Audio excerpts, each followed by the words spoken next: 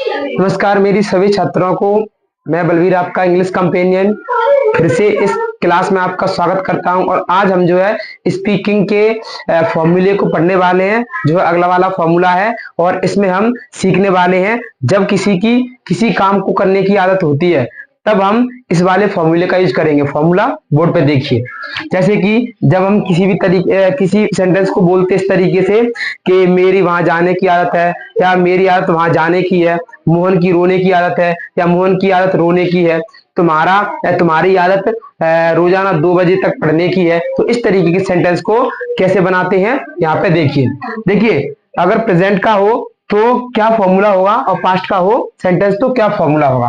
तो सबसे पहले हम सब्जेक्ट लेंगे, उसके बाद में अगर प्रेजेंट का होगा तो इज या आर या एम लगाएंगे, उसके बाद में लगाएंगे फॉन्ड, FOND, फॉन्ड ऑफ और प्लस बिफोर।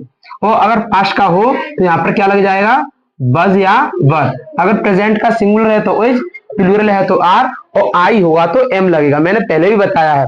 अगर पास्ट का होगा तो यहाँ पर सिंगुलर के लिए बज और प्लूरल के लिए बर लग जाता है। ठीक है, अब मान के चलिए सेंटेंस कैसे आ जाए, जैसे सेंटेंस आ जाए, अभी मैंने बोला था मोहन की आदत रोने की है, मोहन की आदत रोने की है।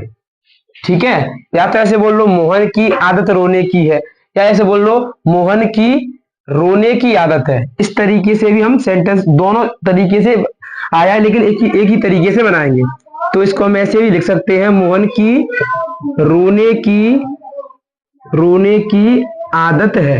तो बात एक ही है। तो अब इसको बनाएंगे कैसे, सबसे पहले देखो ये प्रेजेंट में है या पास्ट में है। तो देखिए यहाँ पे दिया है साफ साफ, मैंने पहले बता चुका हूं, है हूं वो वगैरह आता है तो प्रेजेंट, था थी थे तो पास्ट, और होगा बनेगा इस तरीके से आता है तो फ्यूचर का होता है। तो यहाँ पे ये प्रेजेंट का है तो मोहन लेंगे, और मोहन के अकॉर्डिंग टू हम क्या लगाएंगे, उसके अनुसार ये सिंगुलर है तो इज लगाएंगे, तो मोहन इज। उसके बाद में हमने ये ले लिया, फिर फॉन्ड ऑफ लग जाएगा, उसके बाद हो जाएगा फॉन्ड ऑफ, और रोना मतलब वीपिंग हो जाएगा। ठीक है, अगर पास्ट का आता है, जैसे कि पास्ट का आया, मान के चलिए तुम्हारी पढ़ने की आदत नहीं थी। अब देखो ये पास्ट का है, और पास्ट का मतलब निगेटिव है, तो क्या करेंगे, मैंने बताया इज आर एम वगैरह जो भी हेल्पिंग वर्ब होती है उसके बाद नॉट लगा देना है। और 6 बनाने के तरीके मैंने इसी चैनल पर अपने पे टेंस में सब सिखा दिया।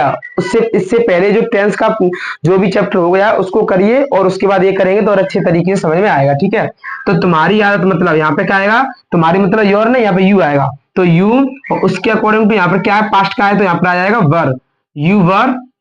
उसके बाद में क्या आएगा, नॉट, क्योंकि ये निगेटिव है, यू वर नॉट, और फॉन्ड ऑफ। अब इसमें क्या लिखा है, तुम्हारी पढ़ने की आदत नहीं थी, तो ऑफ और पढ़ने मतलब कि रीडिंग भी कर सकते हैं और स्टडिंग भी कर सकते हैं, कुछ भी कर सकते हैं, STUDYING।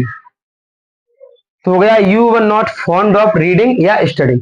तो इस तरीके से हम इस वाले फॉर्मूले को फॉलो करके, इस वाले स्ट्रक्चर्स को फॉलो करके हम सेंटेंस बना सकते हैं जब हम किसी को करने की आदत होती है तब।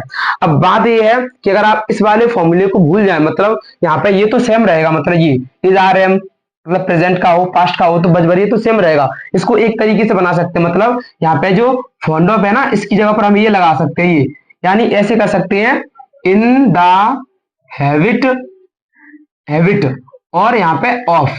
ठीक है, तो मतलब ये फॉन्ड ऑफ की जगह पर आप ये भी यूज कर सकते हैं, इन द हैबिट ऑफ, और ये V4 का तो V4 ही रहेगा। तो हम इसको ऐसे भी बोल सकते हैं, Mohan is in the habit of weeping. ठीक है, और इसको ऐसे बोल सकते हैं, you were not in the habit of reading या स्टडिंग। तो मतलब फॉन्ड ऑफ की जगह पर हम इन द हैबिट ऑफ का भी यूज कर सकते हैं सेंटेंस को बनाने के लिए। ठीक है, तो इस तरीके से आप जो बहुत सारे सेंटेंस बना सकते हैं। ठीक है।